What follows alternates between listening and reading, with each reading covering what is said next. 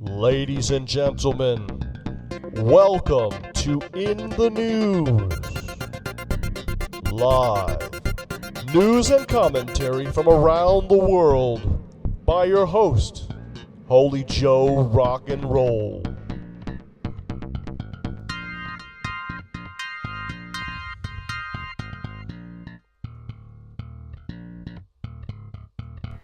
Ladies and gentlemen, I'm your host, Holy Joe Rock and Roll, and thanks for joining us today. In the news, Slovakia has announced that it will take some of the new refugees entering Europe, but only if they're Christian. That's right, folks.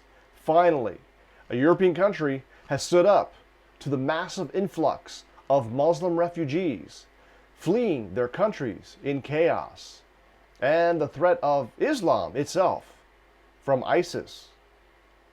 It's funny, isn't it, that these people couldn't wait for the white European colonists to leave, and now they all want to come here.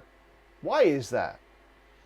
Anyhow, I think it's very interesting that a country in Europe has laid down the gauntlet, Slovakia, basically saying that there should be a country that is white, Christian, and European.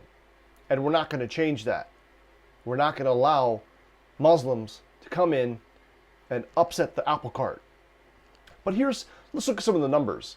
In Slovakia, the country is approximately 62% Roman Catholic, 8.9% Protestant, 3.8% Greek Catholic, 0.9% Orthodox Christian, and a very tiny amount of Jews, 0.04%. That gets us to about 76%. The rest are either atheist or other. No Muslims popped up on their surveys. And no doubt they'd like to keep it that way. There, by the way, are no mosques in Slovakia. So why would a Muslim want to come to Slovakia and live? How comfortable do you think they would feel?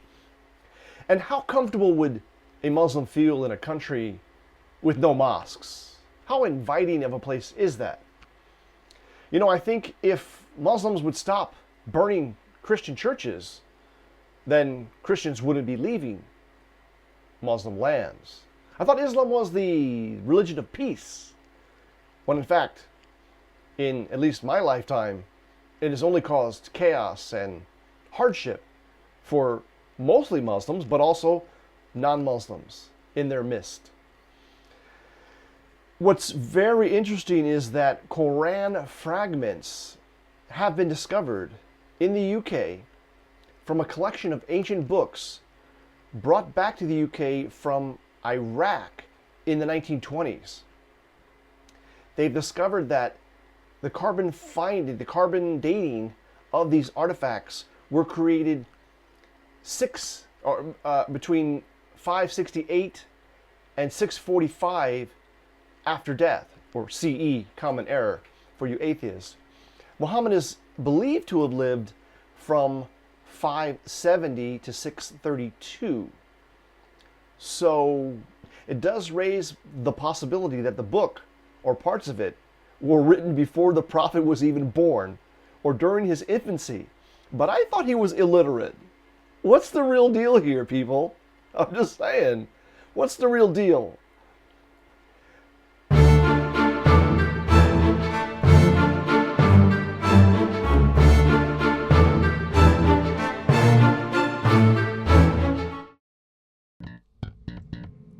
Thank you for watching In the News, a feature of HJRR TV and presented by the Reverend Dr. Holy Joe Rock and Roll. Please rate us, follow us on Twitter, and subscribe to this channel for more In the News.